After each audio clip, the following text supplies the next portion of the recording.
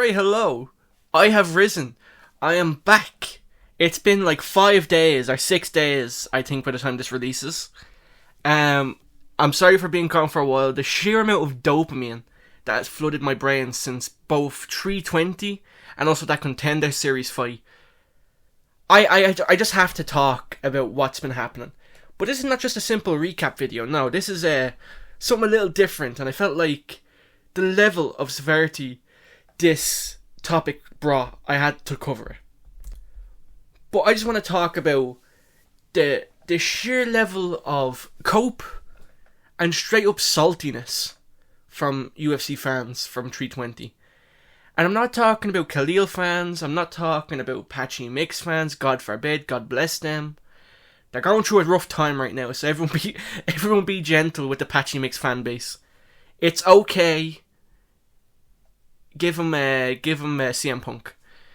But we're talking about a special breed of MMA fans. And I know them well because I am one myself. Because any particular fighter from this region, I automatically think are good. So I'm included among this kind of cult fan base. But there's levels to this. And I've learned recently there's lots of levels, and I'm kind of middle ground. The shit I've seen on like Twitter from just Dagestani fan accounts is just absolutely insane. I'm not talking about the average, Islam beats everyone, which is probably true. I'm talking about, like, if any Dagestani fighter loses, these fans will just send the most abhorrent, terrible, pretty much threats on people's lives. I don't know if I can say the other word because YouTube seems to want to do everything in their power to get rid of me for some reason. And I don't condone gambling, YouTube, even though I don't even think they'd take it down for this video. But I just have to say it because... but talking about the subject of the matter, the topic at hand, Dagestani fans, there's levels to them, and I just want to go over some of the popular guys. Like, obviously, you can go through Twitter, find 50 million fan accounts, right? You find, like, Hamzat Bukam, and it's, like, just Hamzat videos. It's just fine, it's a fan account. But the minute, like, they start getting obsessed, and it's like borderline, like, I have to keep my voice down because there's some around me but Swifties. It's borderline like that. It's like, being a fan is cool, being, like, a fanboy of someone is cool, but then there's, like, Swiftie levels where they're doing, like, black magic to curse their opponents and, like, wishing harm upon people's families. It's just not cool. It's not cool in the slightest, and I don't know if they think they're cool, or is it just genuine hatred being thrown out there, but I don't even think, like, the Dagestani fighters would condone any of this. I don't even think Ankalaev and Ali Abdelaziz would, a terrorist rat. Just had to do the Connor. Someone asked me to do the Connor thing. Someone asked me to do a political Connor. I'm sorry, like... Ladies and gentlemen, I can't do political Connor. I can only do angry Connor. Like, I can aggressively do, like, cross symbols because I don't know. I can't do political Connor. But moving on. I want to talk about a couple of YouTubers. First up, a controversial one, a more, like, relatively known one. Kenny Okoye. Kenneth Okoye. This video, I'm not gonna lie, gave me secondhand embarrassment. And I like Kenny Okoye. I think he's funny. I do think he's funny sometimes, but this video gave me secondhand embarrassment. But I've realised something about Kenny. And I think you should, like, take his opinions with a grain of salt. Because there's a running theme with his channel. He is the king of rage bait. This is literally just rage bait. I don't even think he believes half this shit. He's just doing it to get on people's nerves so they click. and bring attention to him. He's just a rage baiter, you can say he's a, I'm not going to say that, but let him do his thing. He's just rage baiting. I don't take like half of the shit he says seriously, but he is funny, I will admit. But moving on to someone I don't find that funny, but I don't particularly hate them, I just disagree with them. That's the difference. I don't hate these people, I just disagree with their opinions. But moving on to the next guy, we're talking about MMA Joey. Now this guy, I don't think he's rage baiting, I think he genuinely believes this. This is like the difference here. I think he believes himself when he says this. He was coping on a different level, and he said it was an early stoppage even though there was like 38 unanswered shots, and like Ankalaev got his ribs broken from like 2 12-6 elbows and just shelled up. From his logic, every single modern Anthony Smith fight is an early stoppage. And you can have that opinion. It's not right, but it's an opinion. But the thing is, these guys, when they try pretend that they're not like angry, and I know Kenny Koya is like rage baiting and all, but this guy, he slips in little jabs like a prime Muhammad Ali. He throws little jabs at Pereira, because he'll go like, "Congratulations, Pereira, fluke, you win, by the way," and it's just like, that's just weird. Like, how can you like call that a fluke? The mad stutter I just had there, if anyone heard that. I don't know how you can call Pereira's performance a fluke. And I might even put a breakdown video, because I looked at the fight, I looked at it in like 0.25% speeds, like these fuckers analysing Marvel movie trailers. I don't know how people can call that a fluke. That was a technical and physical breakdown. That wasn't like, oh, he just winged an overhand and caught him. What happened was, Pereira did what like he didn't do in the first fight, which is pressure. And Ankalaev reacted to that pressure and like panicked a little bit. And like what I said, when he goes for a teep kick, just throw. Because worst case scenario, you just hurt to the body. Just throw when he throws the teep. And it instantly just broke down Ankalaev's whole style. Ankalaev had a moment where he threw back like a nice 1-2. Pereira got barely out of range of it. And then, like what I said, I don't want to pat myself on the back, but a lot of what I said, he did in the fight. Shin on shin, push him back, and just throw when he throws the teep. And it just broke Ankalaev mentally, because Pereira wasn't giving him a second. And he was just making him think. And then he, shin on shin, made him switch stances, and Ankalaev is now in an unusual stance he's not that great at, and then Pereira goes in for the kill. That's not a fluke. That's just a technical breakdown. And with the whole thing about like, oh, it was an early stoppage, he was blocking everything, I want to just point my I just want to point a finger to the great Bass Rutten. His video here, I'm not going to play any of it because I don't want to risk copyright, but this video basically is him showing you like blocking technique doesn't work in a certain way. And he starts off just showing a pad to his head, stuck to his head. He says even though it's stuck to his head and there's something blocking his head, he's still going to feel it because it's right up to his head. And he shows an example of him blocking with the technique. And now if we look at the way Ankalaev was blocking, his arm was right next to his head. He was feeling them. And if he wasn't feeling them, about 2 elbows later, he would have been knocked out. And I'm tired of this, I don't know how to call it. I've forgotten the word. But I'm tired of this overall statement that people are making that Pereira doesn't have power. We went from suddenly he's the hardest hitting light heavyweight to one bad performance, he doesn't have power at all. That's just, I know it's Kenny Okoye saying it and it's rage bait, but that's just honestly stupid to say. I swear to God, I heard Kenny say like, oh, like, who has he ever flatline KO'd? As if he hasn't done it about 20 times in his career.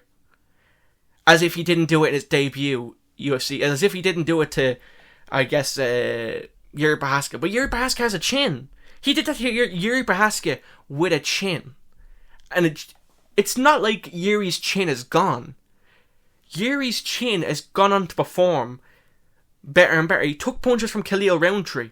He took punches from Jamal Hill. I know Jamal Hill isn't exactly known for great power, but at least Khalil Rountree has power. And he took like haymakers from him on the chin. And the most he ever gave was just like a head, like nod to the head.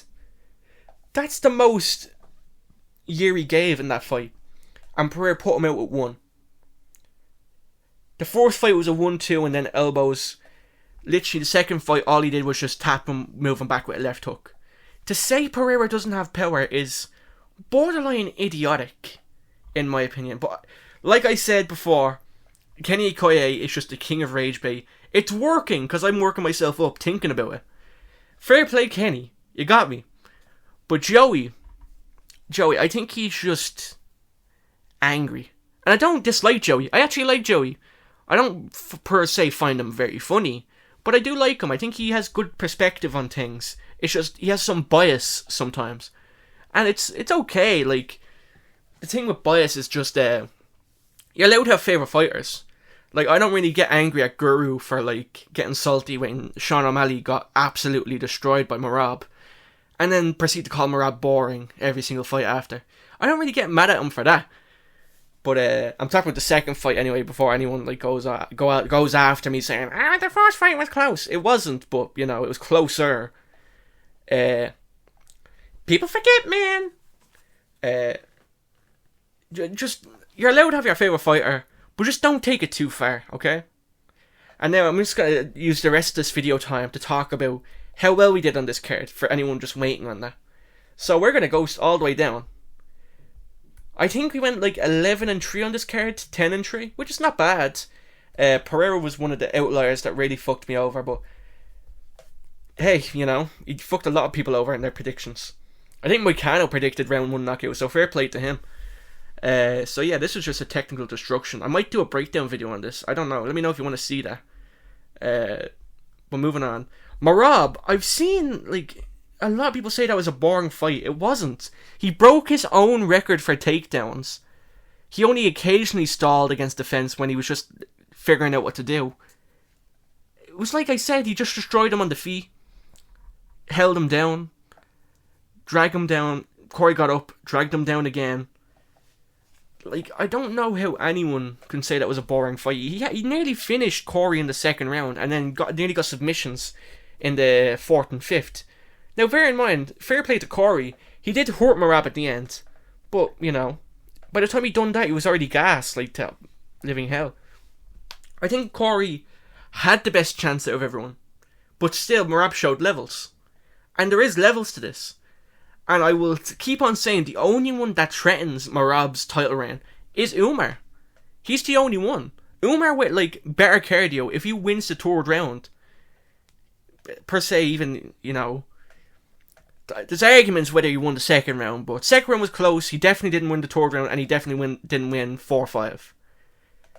If Umar had good cardio, won the first 3, and just kind of held on, don't get 10-8'd rounds 4 or 5, and then you'll get the decision. He's the only one that can do it. And the thing is, Merab is working on his finishing potential, so he doesn't want anyone to try do that with him. So, it's very interesting. I'm really excited to see the Umar rematch. Now, I know Umar has to win one. Merab is probably going to fight Petr Yan next. We all know how that's going to turn out. Let's stop pretending like that Petr Yan has any chance. I know Guru's probably going to get like an actual mental breakdown seeing that exact same fight happen again. I don't think he'll finish Petr Yan, but I do think he will just do the same with the first fight. Jiri had one of the best performances of all time.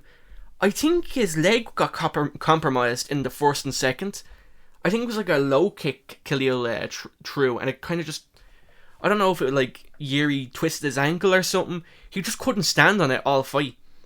But even with that, just walked forward and broke Khalil Rountree. That was fucking nuts. But moving on, I don't want this video to get too long, so I'm just going to rush through a lot of things. I was wrong about Youssef Salal. He got submission victory. I said it would be a boring decision. Fair play, he showed levels in the wrestling. Maybe, did I slow my words down when I said wrestling? That sounded bad in my head, so I'm just going to move on. The wrestling, Yusef Salal, maybe the Calvin Kattar fight was just a one-off performance. Maybe. But we have to remember, Josh Emmett is 40 years old. So, let's just take that with a grain of salt. But fair play, Yusef Salal. Who I think she'd fight next? Maybe Moser. I think that'd be a good fight. Maybe Moser. Moving on. Joe Pyfer, Salty Joe Pyfer. I said knockout, he got submission. Good job, Joe Pyfer. Salty Joe Pyfer. Atiba Gautier pretty much just mauled his opponents. This website is annoying me. I said first 3 minutes, and that's what happened. Luckily for Tristan Vines, though, he didn't get hurt too badly. But so I want to point out, I think we have to counter to Khamzat Chimaev in Atiba Gautier. I really think we do. Because Tristan Vines is not a bad grappler, he's just chinny, right? Tristan Vines was deep in on a double leg. I was thinking in my head, oh yeah, he's going to get that. He's going to get Atiba down. Atiba grabbed his head, and just not shoved him, positioned him, like picked him up by his head, threw him on the cage, and then just started hitting him.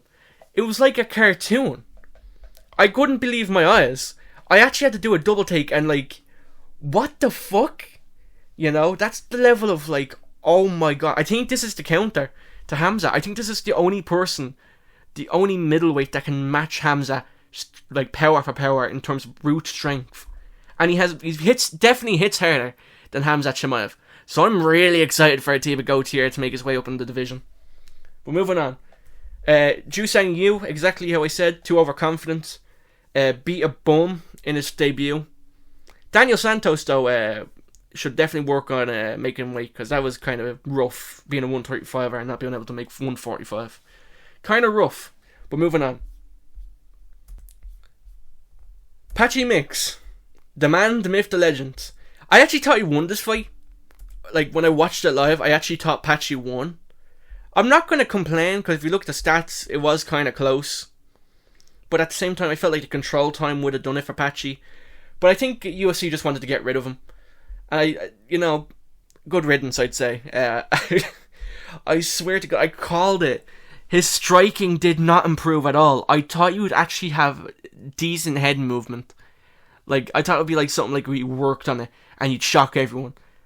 I didn't say it in the last video, but I just thought in my head, and he walked forward.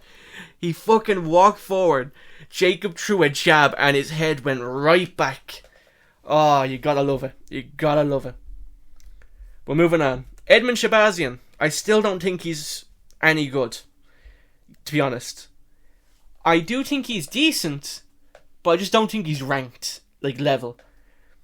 I think someone like Ulan Zejic or like a Shara Bullet, beats him. And they're not particularly great fighters. They're just good, barely ranked. I'm just not sold on the Edmund Shabazian hype train. But moving on. Poheli Soriano versus Nikolai Veretnikov. Pretty much, I thought it would be a round 1 or 2 finish. Soriano just kind of mauled him for 3 rounds straight. And to be honest, if Khamzat got 10-8s for his fight, I don't know how Soriano didn't get 10-8 rounds for, because he just beat him up. It was just a beatdown for 3 rounds. Not a lot of visible damage, but he took him down, didn't let him get back up, and just ground and pound for like 15 minutes. I thought there should have been 1 10-8 at least. But moving on. Fair play Soriano, good performance. He kind of gassed himself out at the end. Moving on. This one, I'll admit, I just got really wrong. Chasen just didn't do what I thought she would. I thought she would just keep the range and just like box, because she's like one of the tallest fighters in like bantamweight. I thought she would actually use her height and range, but no, Santos just broke her with the pressure, and Chasen just didn't have a way out. But moving on. Basharat again. I'm not sold on him. I hate to say it, I'm not sold on Bashara. He's good, don't get me wrong, but I'm just not particularly... I don't think he's champ material. I definitely do think he gets into the top 10. I definitely do think that. He has potential. But I do think he is a bit of a gas risk. And by gas risk, I mean like what happened to Khalil Rountree. I feel like someone at a higher level will survive the first round with him and then take over and beat him. I don't know who it would be, if it would be like a Davy Grant. I actually think that should be the fight he gets next. I don't know if it would be Davy Grant or like, I don't know, whoever top 15 right now, Malcolm Wellmaker. Oh, Wellmaker definitely beats Bashara. I'm going to be 100% honest. If Wellmaker can defend the takedowns, he 100% beats Bashara. I'm just being strictly honest. But moving on. Ramiz Brahimaj. He shocked a lot of people. Not me though, because I kind of saw this coming. Brahimaj just showed like different heart in his last fight. And it showed like a different motivation. And he got the W. So good job Ramiz Brahimaj. I don't know how high he goes in the division. The only thing he really struggled with was the like physical strength of Austin Vanderford. And then he just kind of overcame that as well. So I'll have to see later on. I think we get someone like... I think Neil Magny would be a good test for Brahimaj. I think a Neil Magny would be a seriously good test for him. I'd like to see that fight. But moving on. Veronica Hardy, there's not really much to say. She knocked her down in the second round, I think. Not much to say, but moving on. That's been this video. If you want more videos like it, talking about just shit people are saying, please let me know. Good to be back. I struggled to get through this video. I probably had to do edits like every 5 minutes because, you know, just the rust. I had to like get the dust out of my my eyes, ears, and mouth and nose, head, shoulders, knees, and toes. Moving on, I'm losing my mind. If the Brazil card is anything like this, I swear to God, it might just be over for me, you know? It might just be over for me. But I'm probably going to put a teaser at the end of this video, so stay tuned for that. Thanks for watching. See ya. This Friday. Hi brother, it's me, Charles Oliveira. Happy birthday to you. Let's go.